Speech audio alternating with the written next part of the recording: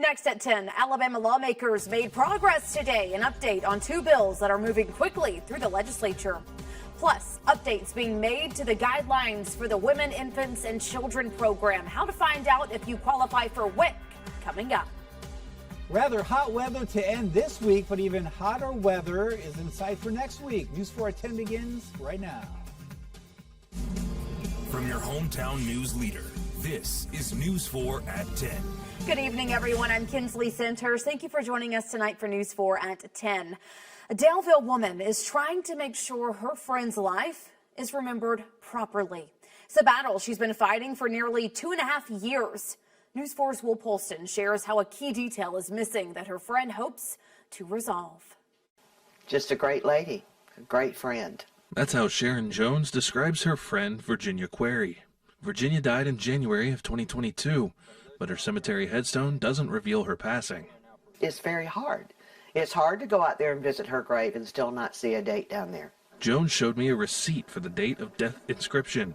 It shows that she paid for it in August of 2022. However, a Woodland Memory Gardens of Ozark cemetery manager told News 4 they have no record.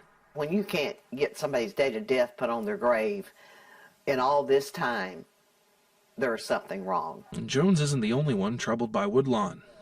There's got to be others. On several occasions, disgruntled customers complained to News 4, claiming that they struggled to receive what Woodlawn promised. According to manager Celestial Glenn, staff members were fired and a new team is in place. Glenn says they are working to right all the previous wrongs, but Jones says that she won't feel better until her friend's death plate arrives. I just want to see it changed. I want her date of death put on her headstone. Until that's down, I'm not going to feel better. That was News 4's Will Polston reporting. Glenn called earlier this afternoon and said they will order the date of death plate for Query since it has been so long. If you have any questions or issues with headstones or plots at any of their 4 cemeteries, he asks you give them a call at the number on your screen.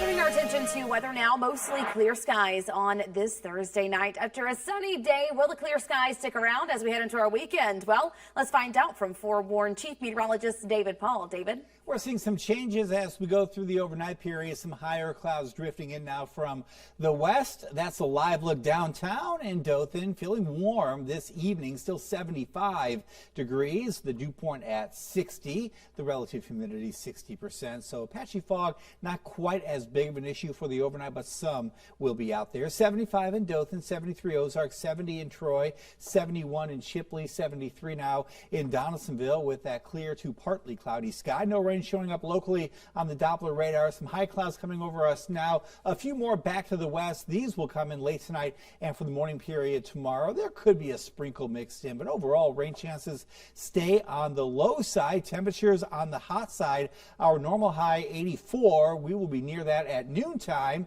Our high temperature at 89 degrees as we see some morning clouds give way to a partly cloudy sky. Plenty of warmth for the next several days, even hotter air next week. We need some rainfall, Kinsley, in a bad way. Many of us do anyway. And there's at least some chance in the 7-day forecast. Not great, but I'll break that down in just a bit. Hey, every chance and every raindrop that we can get counts right now, David. Thanks so much. Of course, we'll check back in with you later.